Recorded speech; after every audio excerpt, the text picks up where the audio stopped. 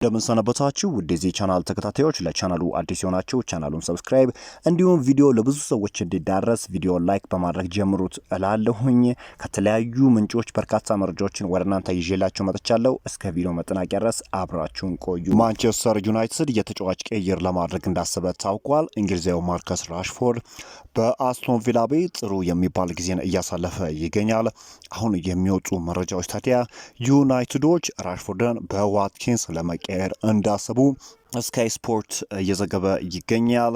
እንግዲህ ተጫዋቹ በተለይም ደግሞ በአስቶን ቪላ ቤት እያሳየ ካለው ጥሩ እንቅስቃሴ አንጻር አስቶን ቪላዎች በክለባቸው ለማቆየት ሀሳብ እንዳላቸውና የተጫዋች ቅያሪ ለማድረግ እንዳሰቡ ነው አሁን የሚወጡ መረጃዎች እየጠቁሙ የሚገኙትና በሁለቱ ተጫዋቾች ማለትም በራሽፎርድና በዋትኪንስ መካከል ቅይር ለማድረግ ሀሳብ እንዳለ እየተገለጸ ይገኛል። በተለይም ደግሞ ማንቸስተር ዩናይትድ ፊት መስመሩ ላይ ያለበትን ችግር ለመፍታት ኦሊ ዋትኪንስን የማምጣት ፍላጎት እንዳለው እየተገለጸ ይገኛል። ሌላኛው መረጃችን እንግዲህ ቪክተር ኦሽሜንን ይመለከታል። እንግዲህ ቪክተር ኦሽሜን ወደ ዩናይትድ ለማምራት ከመቼውም ጊዜ በላይ እየተቃረበ መጥቷል። ተጫዋቹ በሲዝኑ መጨረሻ ወደ ናፖሊ ይመለሳል። ነገር ግን ዋና መዳረሻው እስካሁን ድረስ አልታወቀም። ታዲያ በክረምቱ የዝውውር መስኮት ወደ ዩናይትድ የማምራት እድሉ እንደሰፋ ነው እንግዲህ እየተገለጸ የሚገኘው። አርብ ምሽት ላይ የቱርኩ ጋዜጠኛ ሴደር አልክሊከር በዩናይትድና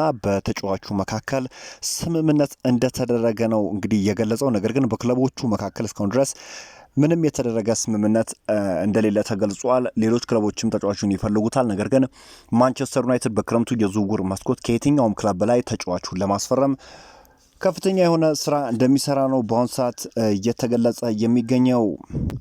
ሌላኛው መረጃችን ትላንትና የወጣው መረጃ እንግዲህ ማንቸስተር ዩናይትድ በሊጓን እየተጫወተ የሚገኘውን ድንቅ ተጫዋች ለማስፈረም እንዳሰበ ታውቋል። ተጫዋቹ እስከ 70 ሚሊዮን ዩሮ ሊያስወጣው እንደሚችልም እንግዲህ እየተነገረ ይገኛል። በተለይም በክረምቱ ማንቸስተር ዩናይትድ በዝውውሩ ከፍተኛ የሆነ እንቅስቃሴ ለማድረግ አስቧል። በተለይም በመሀል ሜዳው ያለውን ክፍተት ለመሙላት እንደሚሰሩ ይጠበቃልና ዩናይትዶች በተለይም በሚድፊልድ እና በአጥቂ ቦታ ላይ ተጫዋቾችን የማምጣት እድል እንዳላቸው ይታወቃልና ምንም እንኳን አጥቂ ለማስፈረም ቅድሚያ ቢሰጡም አታኪንግ ሚድፊልደርም የማስፈረም ፍላጎት እንዳላቸው ታውቋልና ይህን ድንቅ ተጫዋች ለማስፈረም እንደሚሰሩ ታውቋል። ተጫዋቹ እንግዲህ ማህናይስ አክሊቼ ይባላልና በ27 ጨዋታዎች እንግዲህ 4 ጎልና 8 አሲስት ማድረግ ችሏል። ያው ሚድፊልድ እንደመሆኑ አንጻርና ወጣት እንደመሆኑ አንጻር ጥሩ የሚባል ስታት ነው። በአጠቃላይ ደግሞ በሁሉም ኮምፒቲሽኖች 16 ጎል ማስመዝገብ ችሏል በ38 ጨዋታዎችና ሚድፊልድ እንደመሆኑ አንጻር ጥሩ የሚባል ስታት ነው። ተጫዋቹ 23 ዓመቱ ሲሆን እስከ 2028 የሚያቆየው ኮንትራት አለ። ነገር ግን ማንቸስተር ዩናይትዶች ተጫዋቹን ለማስፈረም እንደሚሰሩ ነው የሚወጡ መረጃዎች እየጠቆሙ የሚገኙት። ማንቸስተር ዩናይትድ የ21 ዓመቱን ኔዘርላንዳዊ ተጫዋች ዣቪ ሲሞንስን ለማስፈረም በክረምቱ የዝውውር መስኮት እንደሚሰራ ታውቋል። ይህ ተጫዋች ታዲያ ቡንደስሊጋውን የመልቀቅ ፍላጎት እንደሆነ ወይም ደግሞ ዝግጁ እንደሆነ ታማኙ ፋብሪዚዮ ሮማኖ እንግዲህ እየዘገበ የሚገኘው። አርቢ ሌዝቢቾች እስከ 75 ሚሊዮን ዩሮ እንደሚፈልጉና ተጫዋቹ በሮበን አሞሪም እስር እጅግ በጣም እንደተወደደ ነው እየተገለጸ የሚገኙ። ከዚህ በፊትም ዘግቤላቸው ነበር። ዩናይትድ የተጫዋቹ ፈላጊ እንደሆነ ታውቋል። ታለንትድ የሆነ ተጫዋች ነውና በሚድፊልድ ቦታ ላይ ማንቸስተር ዩናይትድ ሊያስፈርማቸው ከሚፈልጋቸው ተጫዋቾች ውስጥ አንዱ እንደሆነም ትናንት የሚወጡ መረጃዎች እየተናገሩ ይገኛሉ። የአትሌቲኮ ቢልባኦ ተጫዋች የሆነው ኒኮ ዊሊያምስ የብሽሽት ጉዳት አጋጥሞታል። በዚህም እንግዲህ በትናንትናው ዕለት ሪያል ማድሪድ አትሌቲኮ ቢልባኦ በገጠመበት ጨዋታ ተጫዋቹ እንዳልተሰለፈ ይታወቃልና ማንቸስተር ዩናይትድ ከሜዳው ውጭ ተጉዞ አትሌቲኮ ቢልባኦን በሚገጥምበት ጨዋታ ላይም የመድረስ እድሉ ይህን ያህል እንዳልሆነ ነው እየተገለጸ የሚገኘው።